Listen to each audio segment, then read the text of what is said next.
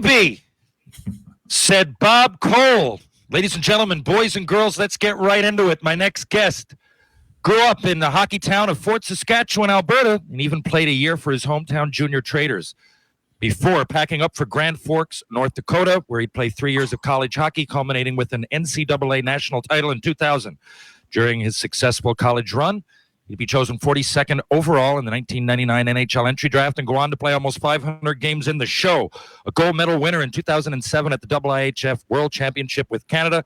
He'd also have success in the NHL playoffs, going on multiple deep playoff runs, becoming a fan favorite along the way. In 2006, he'd make history, hoisting hockey's coveted Stanley Cup as a member of the underdog Carolina Hurricanes. These days, he co-hosts the popular podcast Clearing the Crease, as well as many other hockey endeavors. He is an amazing Albertan, a dazzling defender, a passionate player, a charming champ, a perky podcaster, terrific teammate. The kid played real well in the AJHL. After not much debate, he played college in the States. Wouldn't you know, he was drafted to the show. He's a charming young fellow and played for Lamoriello.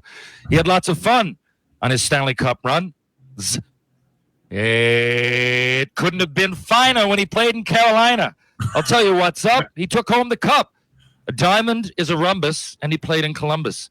Captain Kirk loved Spock, and he hated Babcock. Folks, when I was broke and camping and I had to bum a s'more, please welcome to the show, it's Mike Commodore. Mike, how you doing? That is by far the best intro I've ever had by a mile. Thank you very much. I'm doing great, Terry. Yourself? I'm doing awesome. There's lots of info to draw from when it comes to yourself. Very accomplished person and hockey player. And I want to get into it right back. I didn't know Fort Saskatchewan. I didn't know that little nugget. Mm-hmm. And I'll tell you this. I saw a lot of games there. When I moved out west, I was 14. As I told you guys, I went to Quesnel. Yep. But halfway through that year, another Bantam player joined me. His name was Sheldon Surrey. And Sheldon, the next season, I remember Tri-City. He was up and down, and they sent him to Fort Saskatchewan. And we had a few guys there from Dave Greenway was another. And I went there, and I remember watching a playoff run. There was a big-time atmosphere. Didn't realize. So did you grow up going to those games? Yeah. Oh, yeah. Yeah. We went to Trader games for sure growing up. I remember Sheldon. I mean, obviously played against him later, but I remember him with the Traders.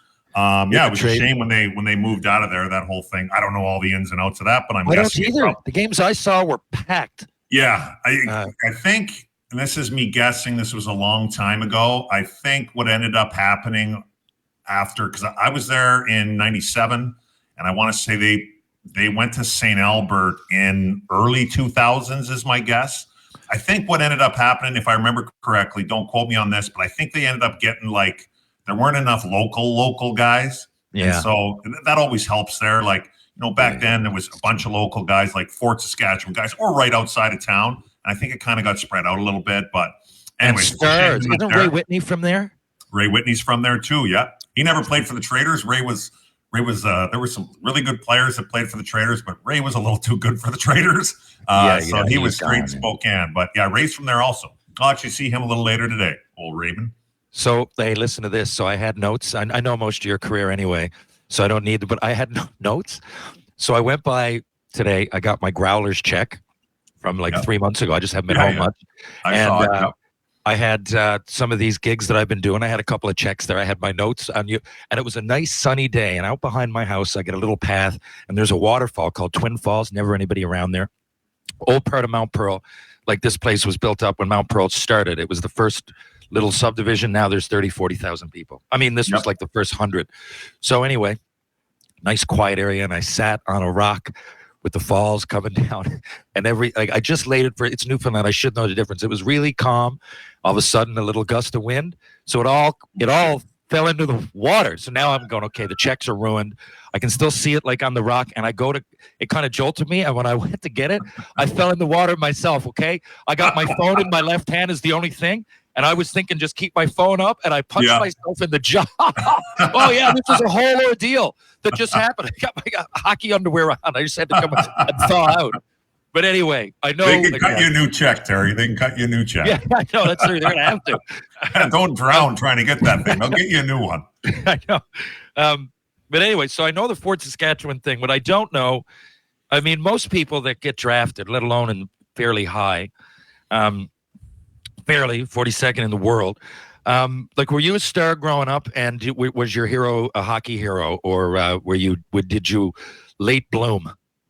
I was a big time late bloomer, big time. Really? The thought of playing professional hockey, honest answer, never crossed my mind until probably, I guess, it crossed my mind a little bit when I was a sophomore at the University of North Dakota. No way! I thought you were going to say like grade 11 would be late. No. No, I was in college. Trust me. Like, I never thought of playing professional hockey growing up in Fort Saskatchewan. Like, yeah, I was all right, but by no means, if you were to go to a game back then and somebody said, hey, one of these guys is going to play in the NHL on my bantam team or my midget team, you get to pick one. I mean, honestly, if you would have taken me in the top 10, I would have been pretty impressed. Like, wow. I wasn't even close. Yeah, like, I mean, I was okay, but I worked hard. Were you big? I was pretty big, yeah, but my skating was never great, but definitely wasn't very good then. And I worked hard and everything, but yeah, it wasn't. My trader year was pretty big for me. But yeah, I never really the year I was on the Traders, that year I had a really good camp with the Kelowna Rockets, and I wanted to stay. I mean, at the WHL, it was that's a big deal.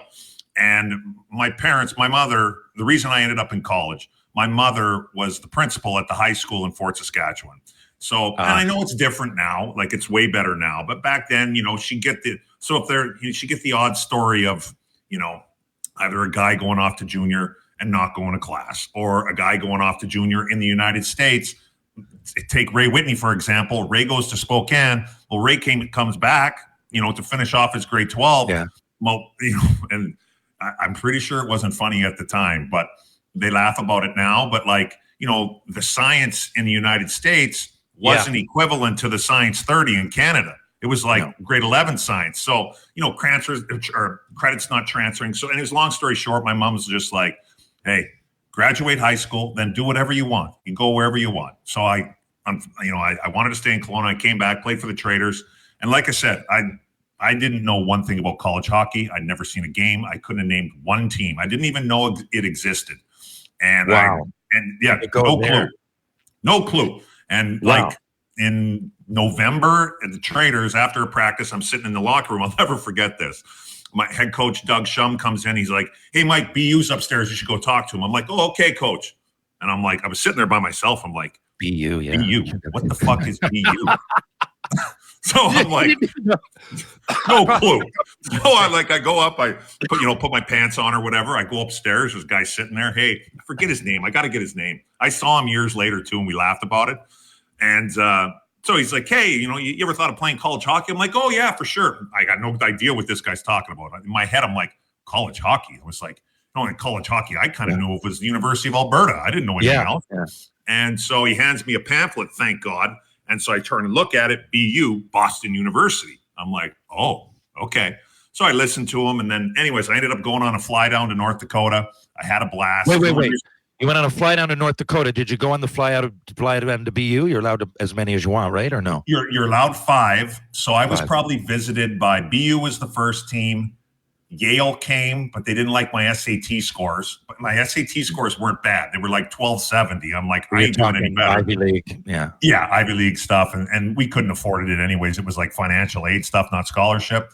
I want to say Colorado College came. There was probably like 5 or 6 teams, but North Dakota came, and they were the first and only team to offer me a fly down. So I went down on a fly down. I was blown away. Like the atmosphere was unreal. I'm 17 years old. I walk into this rink. There's 6,000 people. Half of them, the building's cut in half. Half of them are students. Half of those are women. I'm like, everybody's drunk. I'm like, this is unbelievable. I'm like, yeah. I wasn't thinking I'm going to play pro hockey. I was like, I'm coming to North Dakota. Like, I got a scholarship. I can get an education, play here for 4 years and then see where that takes me. And not hockey-wise. I never thought that once. And so anyways, ended up doing that. And my first year, they won a national. The first game I ever watched, well, other than my fly down games that I was actually at, the first game I ever watched was the 1997 national championship game. We were sitting in Lloyd, me and my family, we can't remember, it might have been a baseball thing or something. I'm not sure. We were sitting in a bar just having a little bit to eat, and a game, for whatever reason, it popped up on TSN or whatever it was. It was the national championship game, and North Dakota was playing They beat BU. Michigan was good. I can't remember who they played in the final. It might have been BU. Wow. Anyways, doesn't matter. I think it was. Anyways, North Dakota wasn't supposed to win. The head coach, when he came on the fly down, because he came down that year, he goes, we have a good team this year, but I don't think this is a year we're going to be real good moving forward.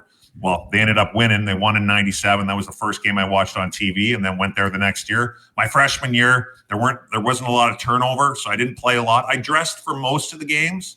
I was scratched the first couple. My first game was actually kind of a funny story, but we'll save that for another time. Well, I don't mind. Yeah, my first game. So, I was 17. I hadn't turned 18 yet. Actually, I was turning 18 that weekend, beginning of November. And the team went out to, I don't think I hadn't played a game yet. This is like the first or second weekend. So I was scratched. We had a good team. And I couldn't really skate. I was catching up in practice.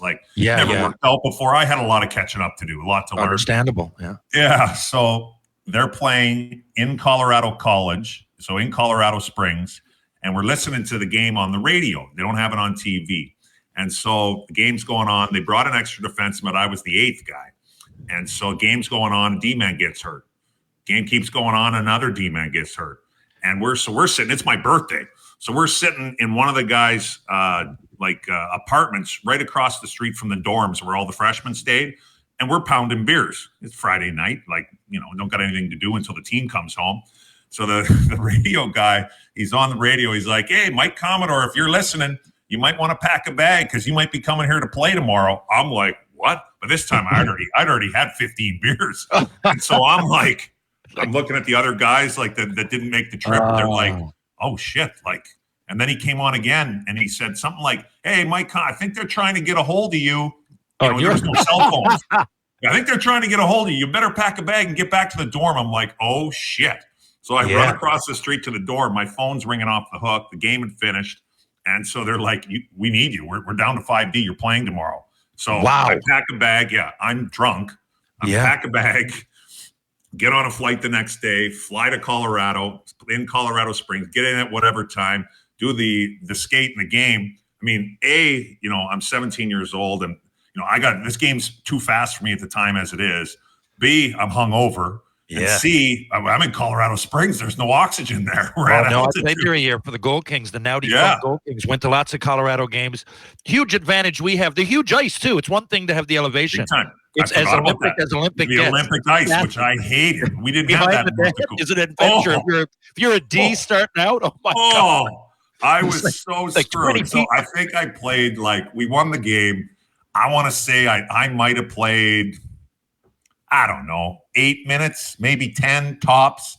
I think I had 4 minor penalties. I was two-handed guys. I'm tripping. I mean, I'm just I can't keep up at the time. Yeah, your body was my first void, and no, that's fucking unbelievable.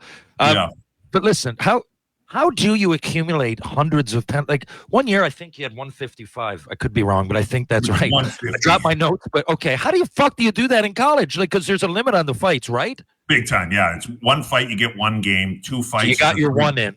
I got my 1 in. So going into, once my second year came around, my first year I got a major penalty for it was against St. Cloud, and it was just a big scrum, and I was kind of pounding a guy's head off. He had his helmet on, but I was kind of pounding his head off the ice a little bit. They kicked me out for that.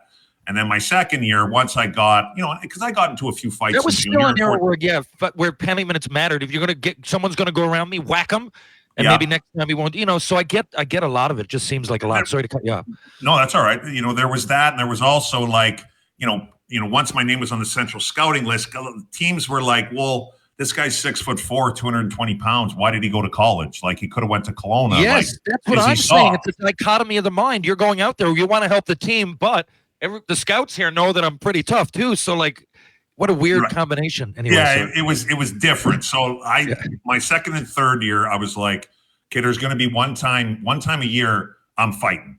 So I'm going to take the game suspension. I'm going to try and pick it and make sure there's somebody on the other side that's, about appropriate or whatever. But I'm going to fight once a year and that's it. So my it was kind of a big moment for my draft. Yeah, I actually kind of felt bad for the guy a little bit. We played Wisconsin my second year, and he started to fight the guy Alex Brooks. He ended up playing for the River Rats. He might have played a game or two for New Jersey. He was a good defenseman. Yeah. Anyways, he came down. He started to fight with me, actually. And I beat the shit out of him. It was like I gave it to him. Now, I had a size advantage for sure, but I kicked the shit out of him. And then that was kind of, okay. Then the next year. And you dropped before in Fort Saskatchewan, right? I'm guessing, even though you were young. You got a lot of penalty minutes there, too. You drop your mitts. Yeah. The Fort Saskatchewan Traders, I led our team in majors. I wasn't the toughest guy. No, but it wasn't by any stretch of the imagination, but I wasn't scared to get in there. So that happened, and then the draft. But yeah, I didn't consider pro hockey, honestly, until the Central Scouting thing came out halfway through my sophomore year, and I saw I was rated like 50th or something in North American skaters. Then I was like, okay. And then once I got drafted, then I was like, all right, like maybe I can make something of this. But yeah, before that, I just played because I loved it. You get drafted. How long till you signed?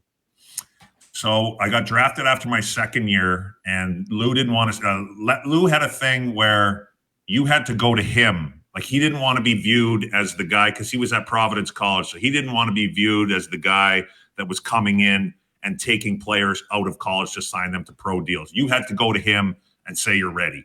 So after I got drafted my second year, I just said, I'm not ready, and we have a pretty good team here. Like, I want to stay. And I wasn't sure about our third team because we had a big turnovers. I wasn't sure, but I knew in my senior year we were going to be good.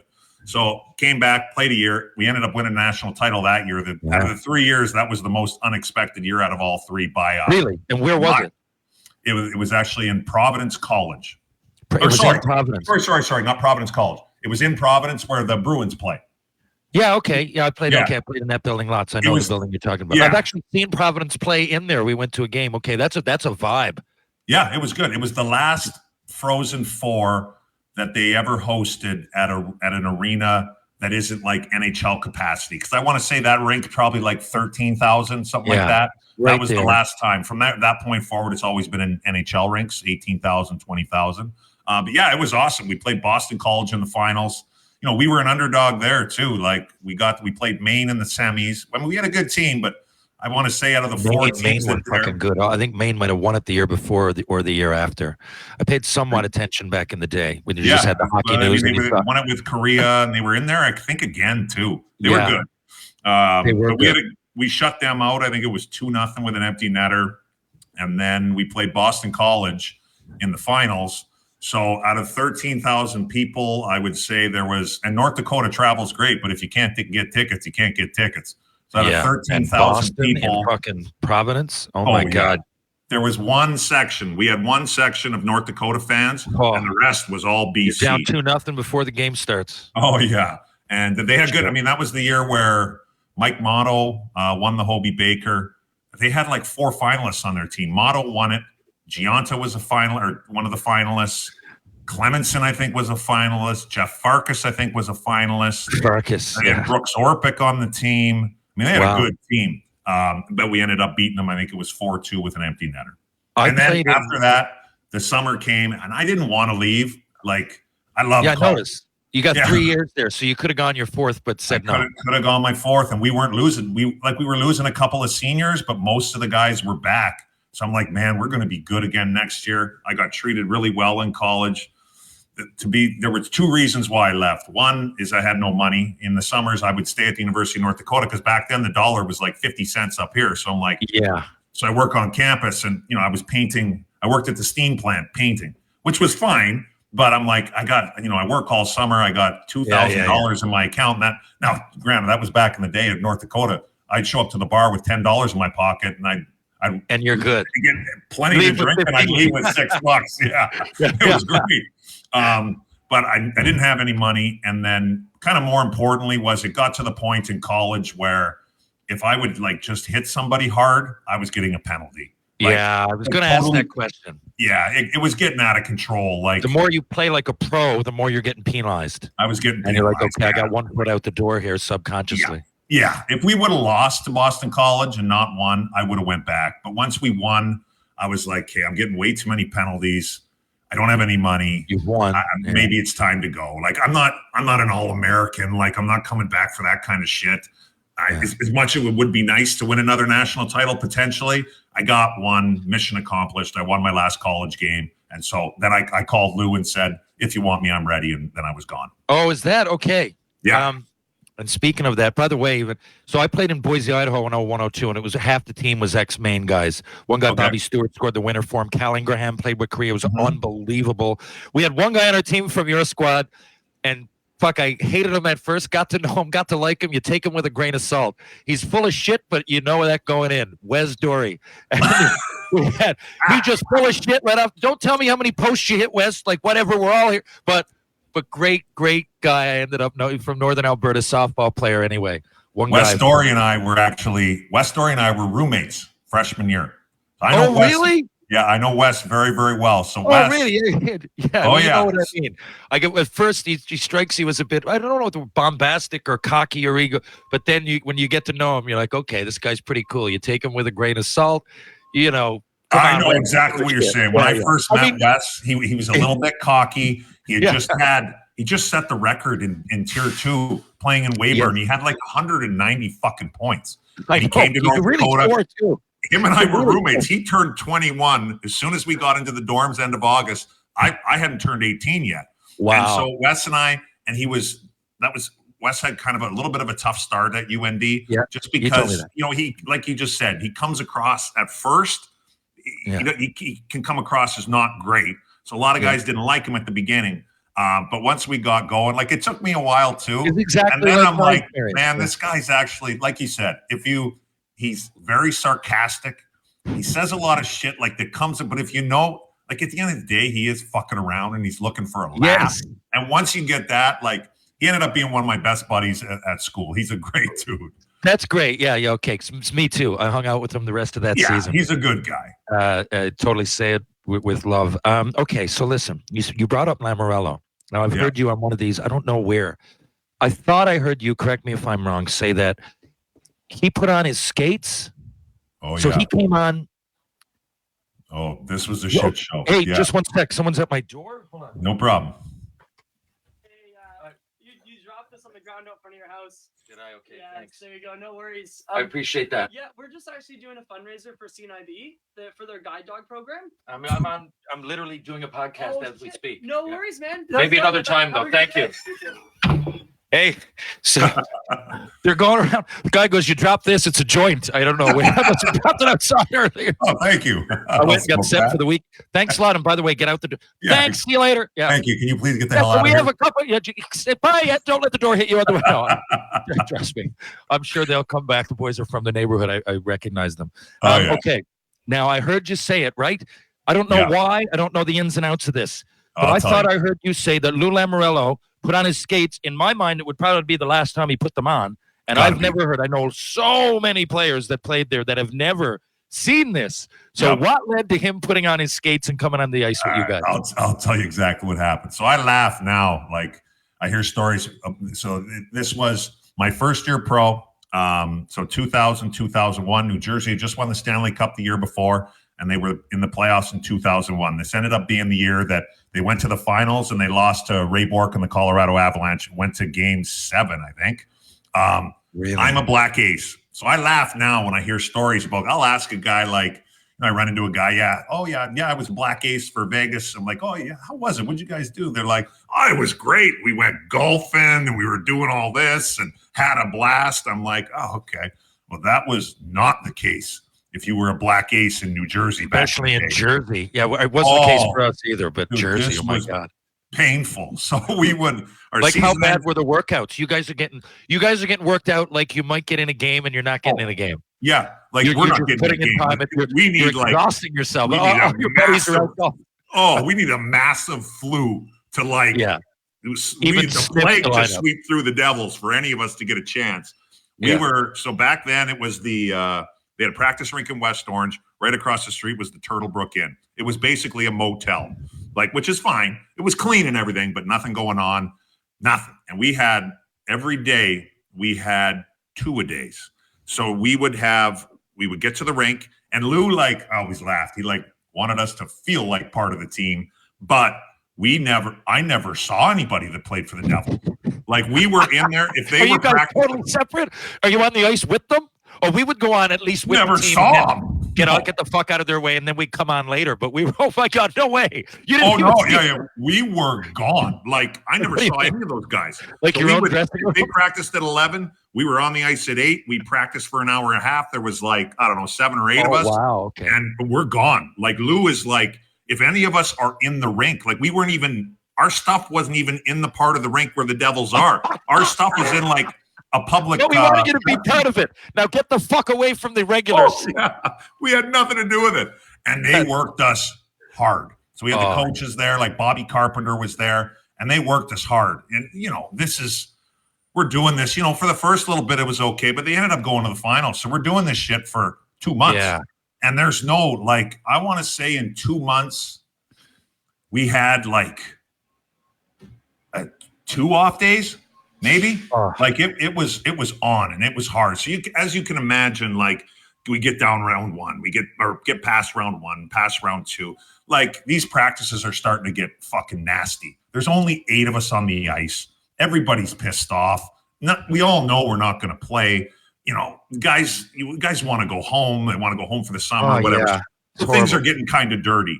So I think it was after the second round, I think they beat Carolina in the second round, if I remember correctly, something like that.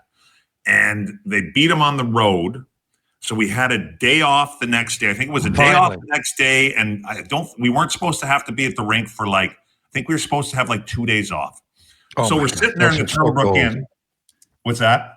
Those are so gold because you work so hard. Like, just to have to have the day off the next day. Yeah. Oh man, green light. Let's go drinking. I don't know where this story's going, but I assume somewhere there. That's what I would do. Yeah. So we had a couple of French guys, Pierre Dagenet, JF Damfous. Okay, I do all kinds of stuff with Dagenet now, like alumni stuff. Great guy. Yeah, he's awesome.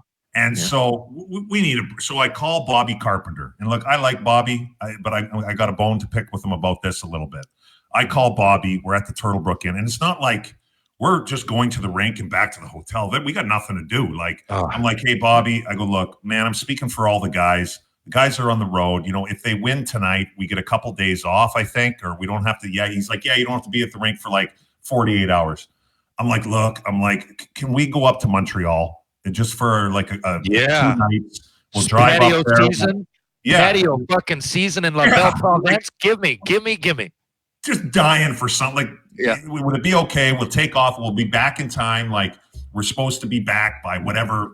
Call it a fucking Monday at fucking noon or something.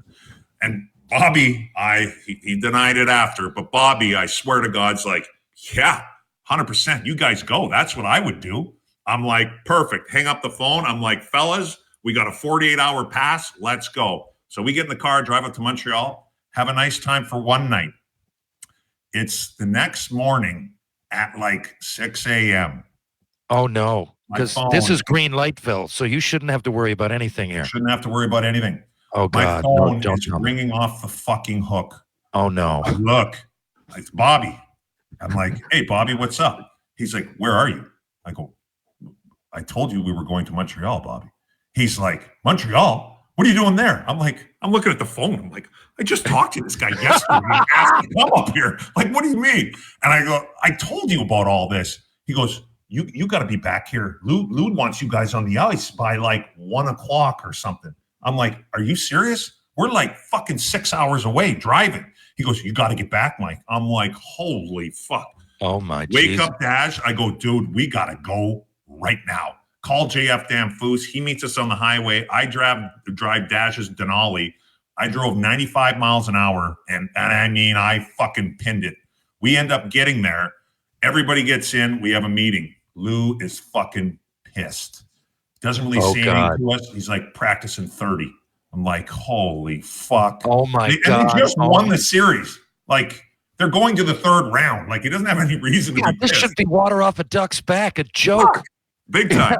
So we put our shit on. We go on the ice. We got no other coaches there. We're like, who's coming on? All of a sudden, fucking gate opens up. Lou comes out. He's got old skates with remember the blade holders, clear ones? He's got the clear top holders. Dude, these skates. Oh yeah. I got so much. There's so much to unpack. Why does he have such shitty skates? I don't think he's had a pair of skates since the fucking 70s when he was. And he's so upset that he's. My God. He's pissed. So we're out there for like 45 minutes to an hour. He has us standing in a spot and jumping. We're like jumping straight up and down. Then we're skating down and backs. And then we were having drills. Like basically it was pretty much fighting is what it was. He said, he's like, don't hit each other in the face, but I want to see you guys. He's really sour. Oh yeah, it was on. So now we got guys fucking pissed off. And anyways, so that was the last time. I'm sure Lou hasn't been on skates since. But that was my one with Bobby. Like I said, I got all the respect for him. He's a nice guy. That was my only bone to pick with him. But he fucked us that day. So he gave us the green light and then bailed on us. We know hockey games move fast, but with DraftKings Sportsbook, an official sports betting partner of the NHL, you can score faster than anything happening on the ice. This week, new customers can bet $5 and get $200 instantly in bonus bets. Download the DraftKings Sportsbook app now and use code THPN. New customers can bet $5 to get $200 instantly in bonus bets, only on DraftKings Sportsbook. The crown is yours. Gambling problem? Call 1-800-GAMBLER or visit www.1800gambler.net. In New York, call 877-8-HOPE-NY or text HOPE-NY 467-369. In Connecticut, help is available for problem gambling. Call 888-789-7777 or visit ccpg.org. Please play responsibly. On behalf of Boot Hill Casino and Resort in Kansas. 21 plus, age varies by jurisdiction, void in Ontario. Bonus bets expire 168 hours after issuance. See dkng.com/hockey for eligibility and deposit restrictions, terms, and responsible gambling resources. NHL and the NHL Shield are registered trademarks of the National Hockey League. Copyright NHL 2024, all rights reserved. Okay, so you were now, but I don't understand. Did you get traded to Calgary? Traded, yep. Traded. Now, it's funny. I played in Cincinnati in 02-03. I had to sign my retirement papers. I was in fucking the Coast team. I hurt my ankle. Yeah. So we were in the same city, which was really underrated. I went there thinking, I don't know why. I think it was the credits to WKRP in Cincinnati at the beginning. Like when it comes up, the opening, it's all like industrial. And I was really, really impressed. And we got to play downtown. I don't think you guys did. I was on the Coast team, and everybody came down. We'd get fucking 8,000 people. We're playing right. Ken Griffey's coming to the fucking game. We're down there, the football team. There's a riverboat going back. You guys were out in the boonies. I don't know. We were out in the hood. So you guys played downtown. I was like, man, I should have came to a game. But when we were busy on road trips too. But you guys were downtown at the nice arena. And then the American League team, we were at it was called the Garden. It was like the greatest arena in like the 30s. It was in our games would finish. I'd have a few pops, and then we'd go out with the football guys. We never saw the baseball guys. They were right next door. We used to get free tickets to all of it, and they didn't know the difference of levels. I used to play in Montreal. Now I'm in the minors. I didn't know. Left out the fact I skipped over the AAA division. But anyway, you don't need to know that. I don't want, because anybody. It's like when people I go on their pod and they ask me to tell the Mike Milbury story. I often do. But as I think about it, I'm like, at this point, maybe a lot of listeners, definitely myself and a lot of people that listen to this podcast, I've talked about it. Your Babcock stuff in Detroit. I don't need to get there and all of that because it's a great story. But people listening now, if you want to hear it, go on Nasty Knuckles or Spittin' Chicklets or Clearing the Crease or whatever it is, because you talk about it a lot. But what I do want to know, the Babcock is just low-hanging fruit. But Cincinnati, because he was coaching there. I knew all this. In Cincinnati? What, right? He was in Cincinnati, right? He was in Cincinnati, but my first year in Cincinnati, so when I got traded the summer of 02, I got traded to the Ducks. It was actually a pretty big trade. Jeff Friesen went the other way. It was me, Peter Sikora, and JF Damphus. It was Babs's, that was his first year in the NHL. So that was the year that Anaheim went to Game 7 and lost to New Jersey. That was like the worst finals ever for me to watch. Because it was fucking New Jersey where I was and Anaheim where I was supposed to be. So I'm like, is there any way nobody can win? What's that? Okay. Yeah. Didn't know that part of the story. So that's the tie-in. So you didn't even really know him that well then. Didn't even know him. I was supposed to play. I showed up early for training camp. It was just one of those, and it happens all the time. You got a story like that too. I showed up. I was ready to go, but for whatever reason, and I didn't know, I wouldn't have known Mike. I never ran into him. I don't have any history with him. I have absolutely nothing to do with him. But just for whatever reason, he didn't want anything to do with me from the word go. And it was very apparent in training camp at Anaheim. Okay. So I was gone. That was really my question. I'm like, I know you've referred to it a little bit, but it's usually the latter part of the story. But so right off the bat, you're very aware that I'm like not in this guy's good I'm books. supposed to play like on paper. There was a few things I think A, he didn't want anything to do with me for whatever reason. B, they had a kid that used to play in Spokane that they signed as a free agent named Kurt Sauer. Babs, I know who you're talking about. Him. Yeah, and I got nothing against Kurt Sauer, but I tell you what, if you're going to sit here and tell me Kurt Sauer was a better player than I was, you can kiss my ass. He coached Spoke for my whole junior career against. Yeah, I know what you mean. Yeah. Yeah, so he took and that's fine. But like, there was a few things that happened in camp. Like, he tried to embarrass me multiple times. Like we would have a scrimmage during camp, and the puck's in the other end of the ice, and I would just ask him a question, be like, I'm in the neutral zone. Like, hey, Babs, do you want me, right here on the dot, or would you like me, just very quickly as I'm going by him? Yeah. Like, I'm not interrupting the drill. The puck's in the corner, and blows it down, tries to embarrass me in front of everybody. I'm what like, this guy's a fucking idiot. It's just a weird time to get upset. Like the times you're explaining, because like if I was a coach, again, how do you see through the eyes of a guy like that? But that would engage me. I'm like, okay, like, if players were first in line or they were asking questions, they're engaged. Right. I'm happy with that. I can't, you know what I mean? I don't know where the dots connect. If you're willing and you want to get in the lineup and you ask a question, like, where's the disconnect? What am I supposed to do here? Like, I'm genuinely interested. You want to piss me off? So I didn't get it. I only played one exhibition game. That was another red flag. And then I remember, and like I said, I have absolutely nothing against Kurt Sauer. He's a nice guy. Yeah, I know what you mean. I got nothing against him, and good for him. Worked out great for him, and that's awesome. Like we were in, like it was one of the last practices before I got sent down, and it was like one of those drills. The forwards are in the corner, pass the puck up to the D. D drags the puck, you shoot it, forward goes to the net. One of those drills. Yeah. And I'm just standing, I'm going to go in a couple or whatever. Babs comes over. It's like he rarely talked to me unless he was hollering at me. He's like, "Hey, Mike." I'm like, "Yeah, Babs." He's like, "Watch this guy. This is how you're supposed to play." So I'm like, okay. And so Kurt goes. And Jesus Christ. Kurt was a rookie. Like, he had no business being in the NHL yet. So I watched Kurt go. He gets 3 pucks. He's grabbing it, pulling it. He was a pretty good skater for his size.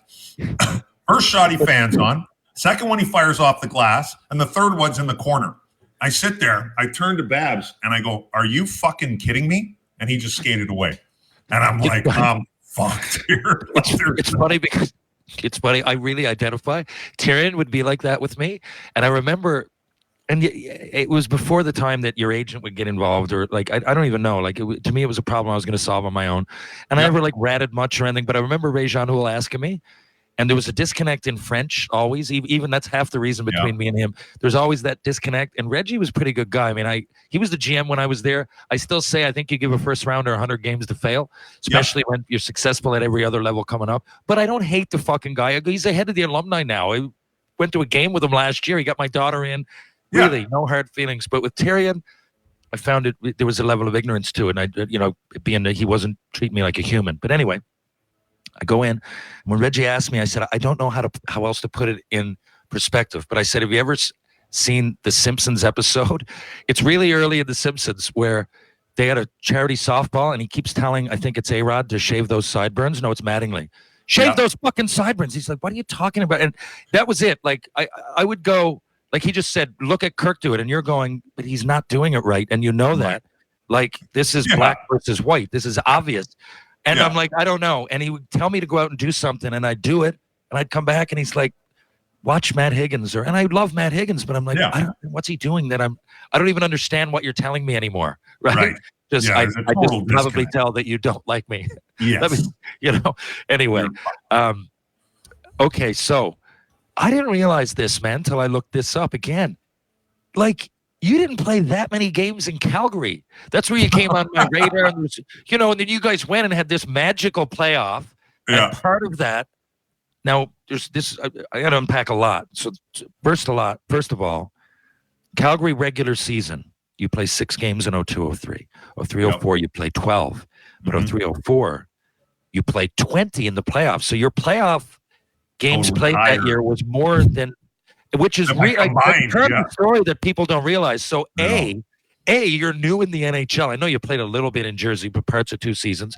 You're still fairly new. You got enough games. Yeah, very new. Yeah. But you're going like I remember being new going. If I was in the Stanley Cup playoffs, right? I can't imagine. I'm still trying to get used to the puck and and go out there and you're winning and you're running and you're playing and it must have been out of this world. It must have been surreal. First of all, so did you expect any of that going into the playoffs? Like, how did you get so high up in the depth chart? Did someone get hurt? Did I forget? Oh yeah. So I played the 6 games in 02-03 after I got traded. I played for the St. John Flame. I've still never been to St. John, New Brunswick. Played 7 games for them. Then for whatever reason, Calgary called me up at the end of the year, and I don't know why, because Calgary was. I mean, I was happy to take the paycheck, but St. John Flames were in the mix where they were fighting for a playoff spot, and Calgary was done. But anyways, and then the next year my contract was up, signed a new contract, whatever, 2-way deal. I'm down for the first part of the year in Lowell, and then I get called up at the All-Star break, and I get hit from behind. I blow my shoulder out, so I'm out for 6 weeks. And then I played, I want to say the last 7 or 8 games, maybe 6, 7 games before the playoffs. So I was playing when we clinched a playoff spot. I think we finished 6th, if I'm correct. But I wasn't in the lineup, so everybody was healthy. So I want to say I came in on I think I came in game 4. So Denny Gauthier got hurt. Tony Lidman got hurt. So Steve Montreal and I came in back-to-back games. And then we stuck around, and Steve ended up playing every game until the end. And then I was there up until my last game that I played with the Flames was game 4 of the finals against Tampa. But yeah, we were so hurt. If you look up, I love telling this story, when I'm in Alberta. If you look up a guy named Brennan Evans. So he was a defenseman. He had a great career for himself. Honestly, I think he ended up playing, if it wasn't 1,000, it was almost 1,000 games in the American Hockey League. He had a hell of a career for himself. This was his first year. And Brennan was a little rough around the edges. He ended up turning into being very, very tough in the American League. But when he first started, he didn't have the confidence. I don't think he did it a ton in junior. So whatever. But so Brennan his year's over. Lowell, I think they missed the playoffs, I think. So he's at home. So we play games 1 and 2 against Detroit. Rhett, I think, got hurt. We are out of defensemen. We've got 5 defensemen. The guys that are getting hurt, like Rhett Warner's a playoff guy. You're losing players that are you need him. He's the guy that you trade for. Fuck. Yeah, so he's out. So if you look at Brendan Evans, Pocky DB or whatever, you'll have 1,000 games in the American Hockey League, 2 games in the NHL. His 2 games in the NHL were games 3 and 4 in Calgary against the President's Cup fucking champion Detroit Red Wings. He was at home, hadn't skated for 3 weeks. He was in Camrose, Alberta, so 2-hour drive north, 2.5 maybe. They call him. They're like, you got to get your gear and get down there. You're playing. Oh my fucking God. He must have been. What the fuck? He showed up at the hotel. He comes down. He calls me. He's like, hey, I'm here. Checks in the room. I go see him. He's like, I'm playing. He's like, he hasn't skated in 3 weeks. I'm like, Brennan, I go, there's nobody else. I go, I think you and I are partners, bud. He's like, I go, Brennan, we're going to keep this real simple. I go, if you don't see anybody open on the wall, I'm going to try my ass off to get open for you.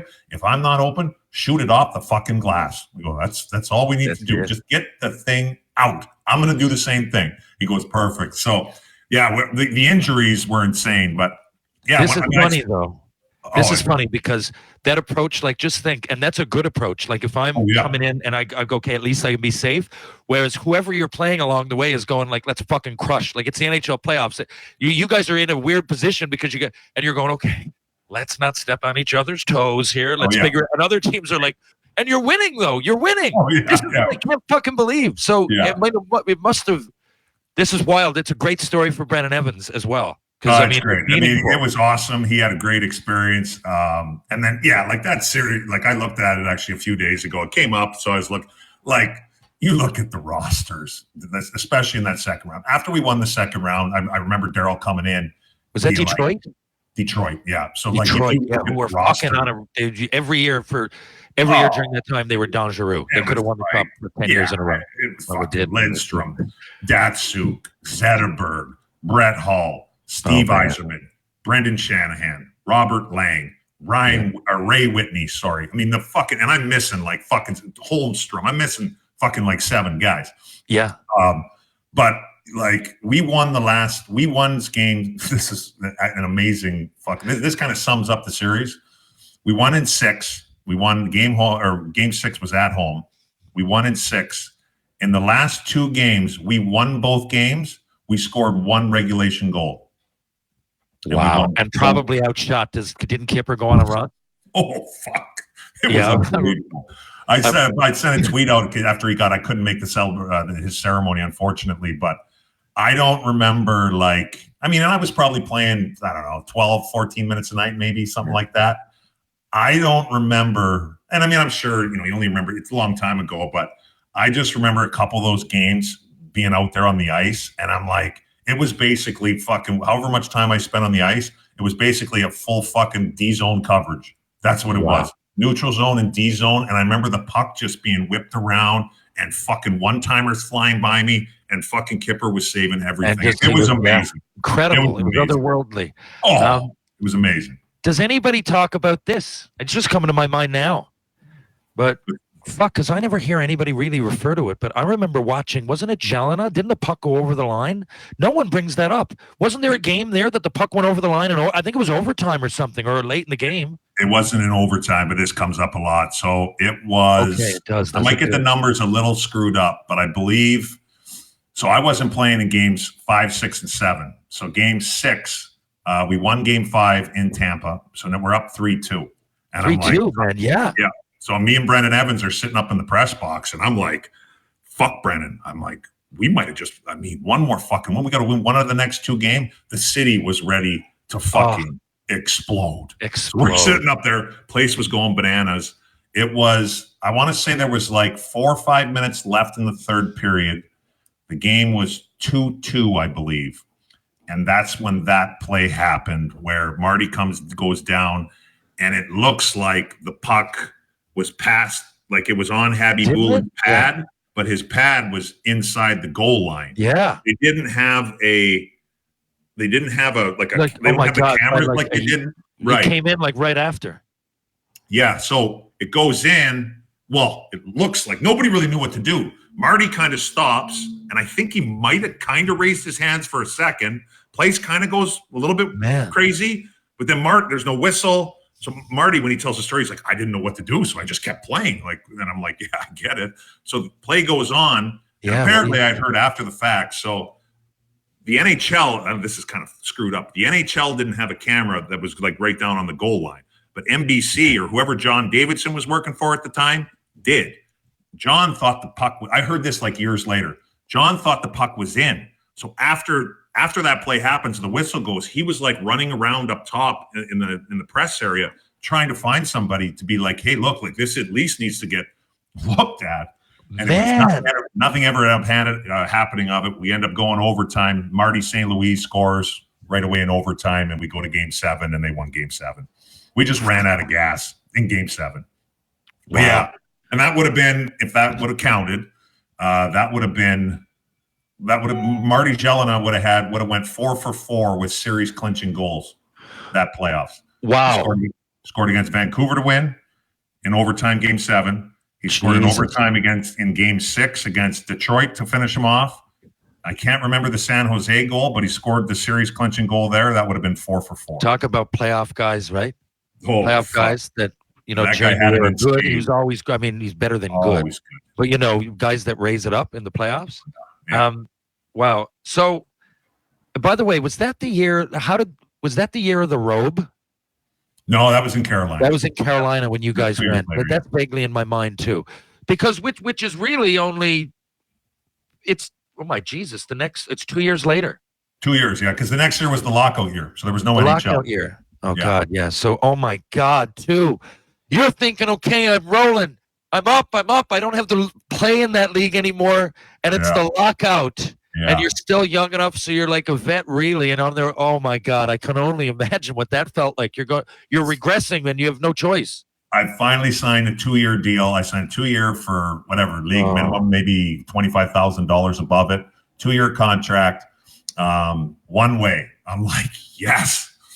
Wow. So go through summer. I'm hearing like some stuff about like a lockout, but I'm like, in my head, I'm like, what do you mean there's going to be no hockey? I'm like, that's not going to happen. So I'm in Calgary working out. I go to the we have our Flames golf tournament, right? But next day, training camp is supposed to start. So we're going to be doing our testing, the bike and all that fucking shit.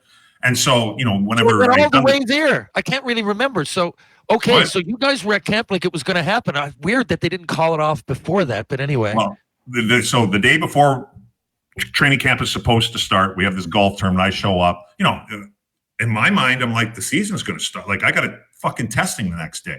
Totally, so I show up there, obviously you got to play in the tournament, but I'm going to have a few waters, have a Diet Coke and play golf and go home. Understandable. And get there, play 3. The guys I'm playing with, they're like, hey, Mike, you want to drink? I'm like, nah, testing. And these guys are like, just fans. They're like, aren't you guys locking out? I'm like, nah. I'm like, it's got to be hockey. Fuck, nah, something. I don't know. I'm like, fuck, they'll figure it out. They're like, you sure? I go, I don't know. So after like our 3rd hole, there was a Bacardi rum station. So we pull in, and I see, I think it was definitely Rhett Warner. I think it was Robin Regier, and it might have been Stefan Yell. Not sure. 3 guys for sure. Warner was 100% there. And I walk up, and they're just smashing Bacardi rum. Oh, they got the memo. Oh, so I'm like, what are you guys doing?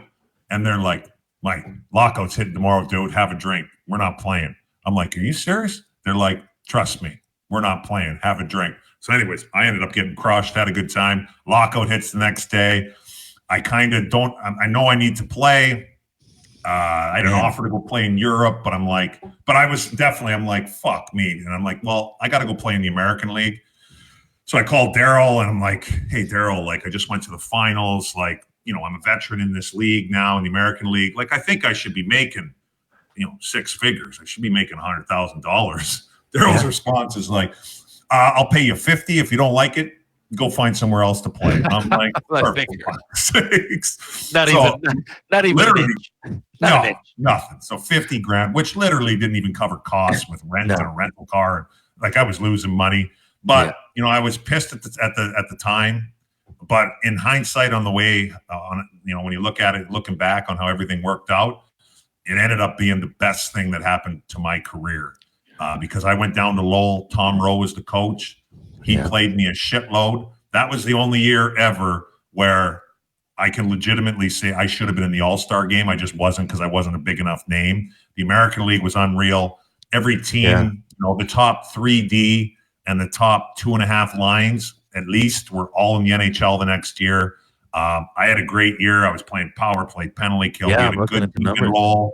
Yeah. And we split a team with Carolina. And so Carolina, just because of the travel from Calgary to Lowell was a long ways, but Carolina, Jimmy Rutherford and Peter Laviolette were like somebody was always at the games. And that's why I ended up getting traded to Carolina. That's why. Okay. So look, and I've already kept you almost an hour. So if you don't mind, maybe in the spring we'll do volume 2 because I got a lot to ask. Come on, whatever you want. I got 10 more minutes, Terry. There you go. We can do volume 2 whenever. There you go. So I want to know, I can't not ask you about winning the Stanley Cup. So you go to and obviously how does it feel? Like, obviously it must be overwhelming, but you were already there the year before, so you knew about the dance or a couple years before.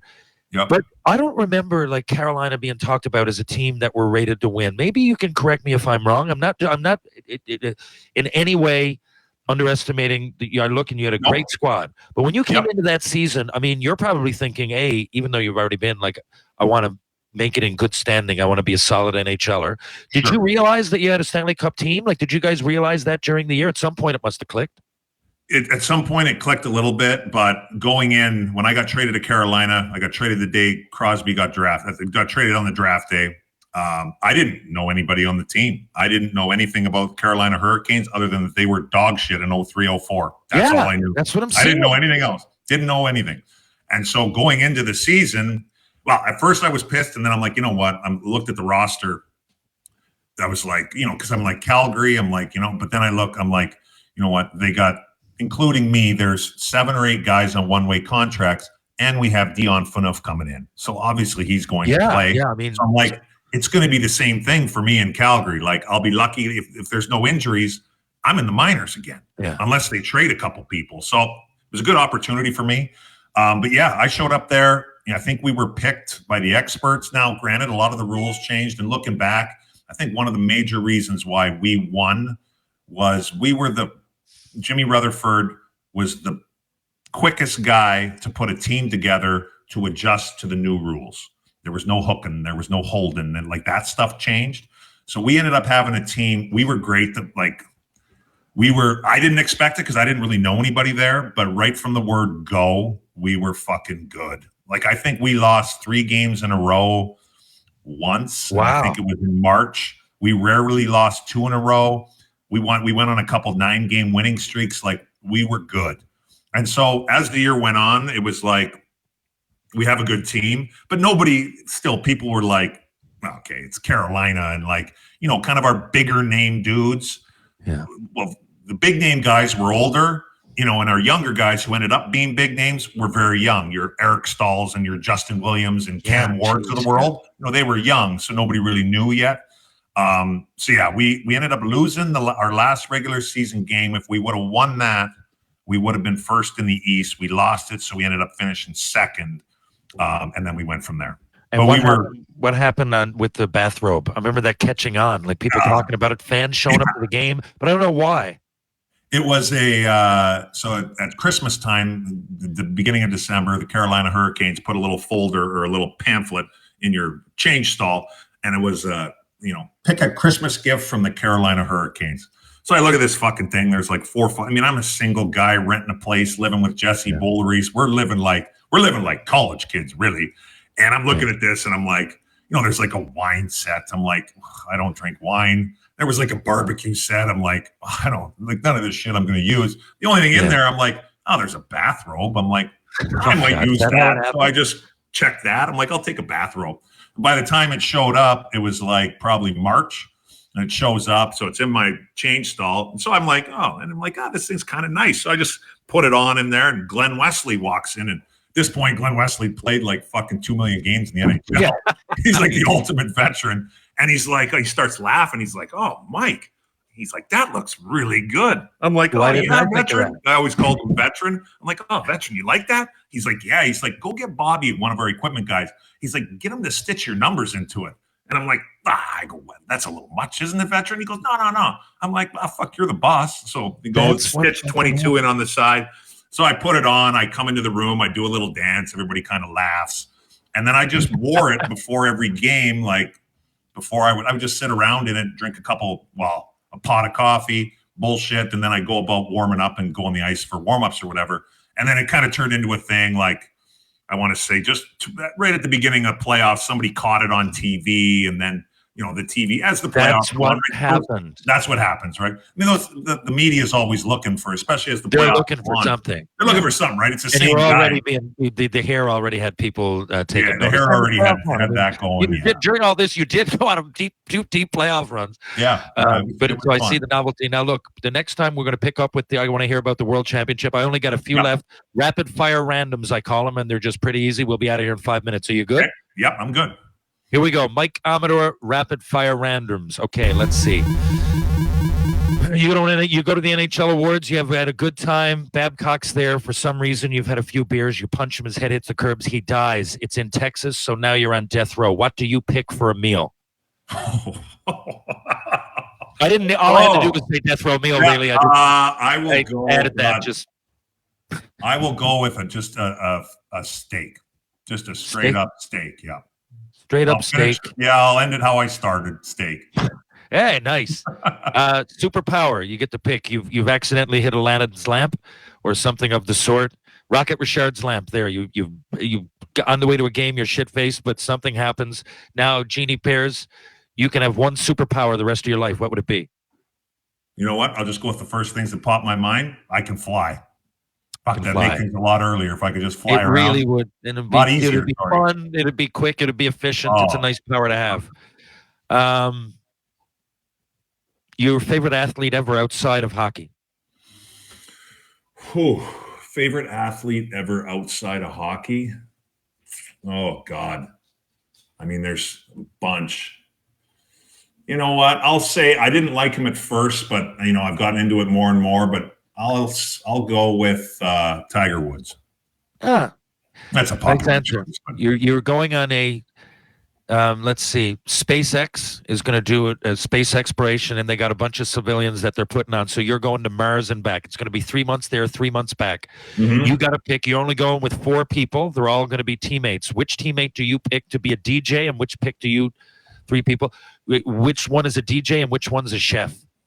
Oh, God. Someone plays the music. Someone makes the Someone food. plays the music. In your God. little pod that you got, there's 10 sets of 3. Your little pod is the ex-hockey pod. I'll go for the chef. I'll go with Ray Whitney. Ray loves to cook. He cooks all the time. So I'll go with Ray. I knew it'd be a wily vet when it came to chefs. It always is.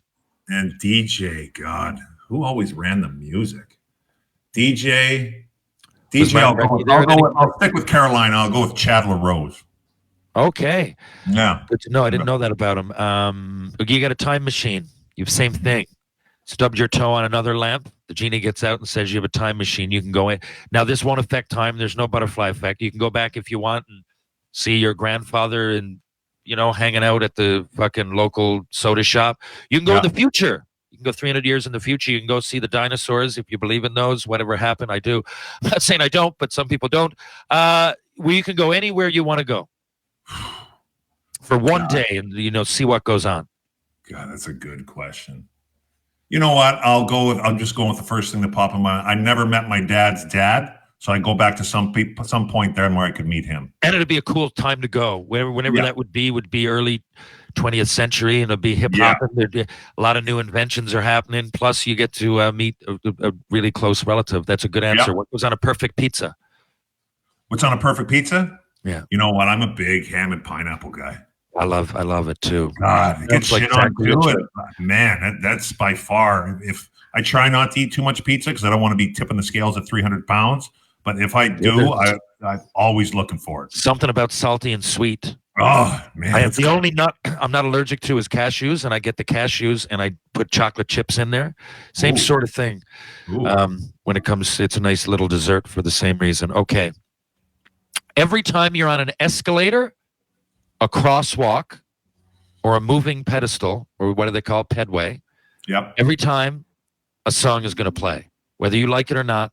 So like some of those big airports, Chicago, Montreal, they got the long pedway. So every time you're on one of those or an escalator, elevator, you're cool. It's going to be elevator music. But escalator, moving pedway, or crosswalk, for the rest of your life, they're going to play a song is going to play.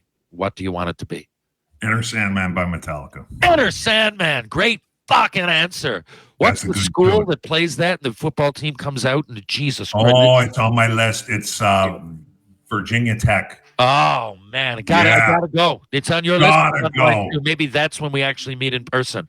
I would go way out of my way to go to one of those games. I'll tell you what, if you want to go, I've been working on this for a few years. It's going to happen. If you want to go, you're coming. Add me to the group.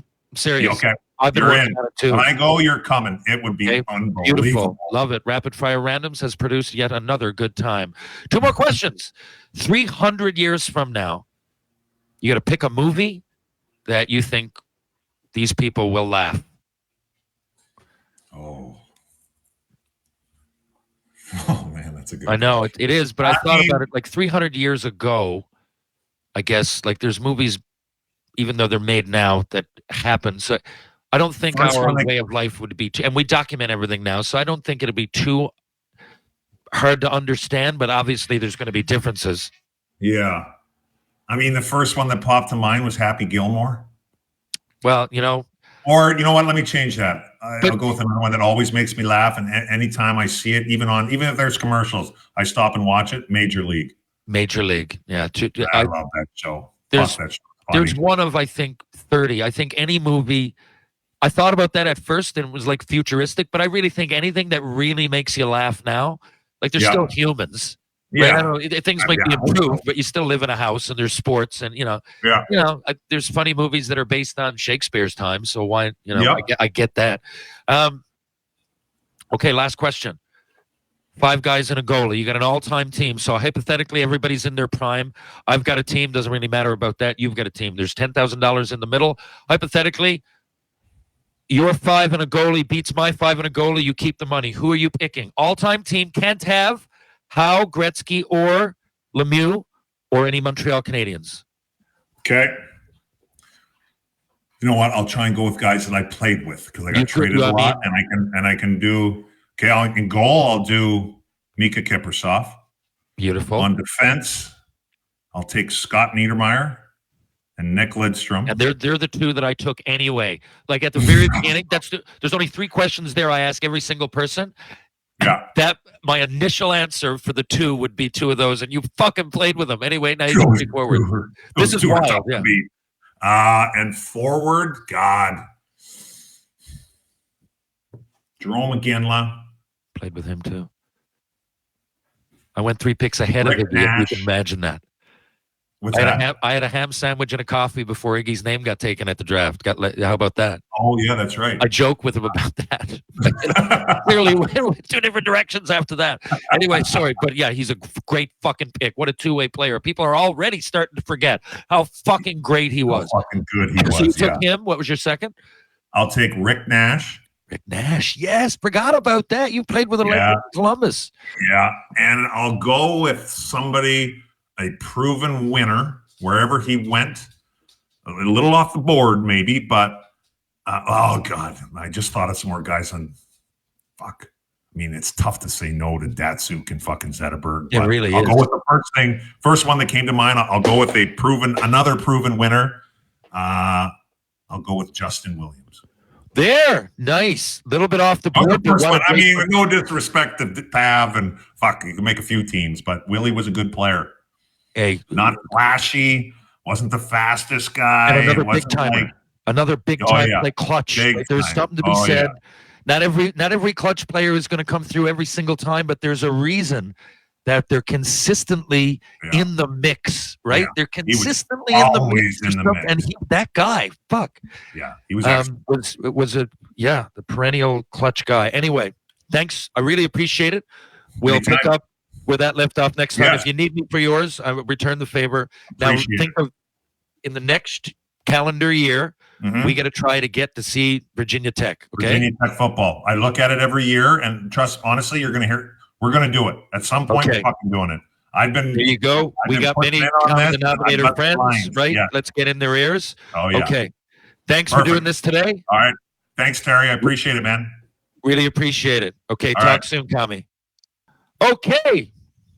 That was Mike Commodore. Thanks a lot. I was looking forward to that conversation, as you know, and we could have gone on and on and on. I hope I asked the questions that a lot of you wanted to hear. Of course, there's a lot more. I want to know about the KHL. I want to know about playing for Ken Hitchcock. I want to know about the gold medal at the World Championships. Is nothing to slouch at. People don't talk about the World Championships a lot, but it's fucking unbelievable hockey. It's underrated. And, there's a lot of circumstances involved that throw adversity at you that isn't natural in the hockey world. Starting with the rosters and availability. But anyway, I'll get into that next time. Thanks a lot for tuning in. I appreciate it. We'll be back just next week, with more Tales with TR. If you're downtown St. John's this weekend or any other weekend, you want to have a beer, you want to have a coffee, you just want to check it out and hang out at some of the cool places, some of the trendy spots, I would go to Trinity Pub, TJ's Pub, Rob Roy Confusion, the Martini Bar, Greensleeves, or the Bull and Barrel. If I was going to go for a bite to eat, I'd go to Merchant Tavern, Blue on Water, and of course, Loose Tie right above Greensleeves. I'd also probably go, if I was in the East End and it was lunch for sure, I would go to Wedgwood Cafe, Peter Wedgwood. They also do catering. You want to work out, you want to improve your mental well-being, strength and balance for the body and mind, look no further than Power Conditioning on Rope Walk Lane. There's 2 locations of Mr. Lube right here in St. John's, Newfoundland and Labrador. One's on Kemart Road, one's on Torbay Road. Live, laugh, lube! And of course, Pitbull Pain Relief, the pain sticks that just don't quit. Go to pitbullpainrelief.com. See what all that fuss is about. True Hockey, take what's yours. Folks will be back in just a few days with more Tales with TR. Catch you guys on the rebound.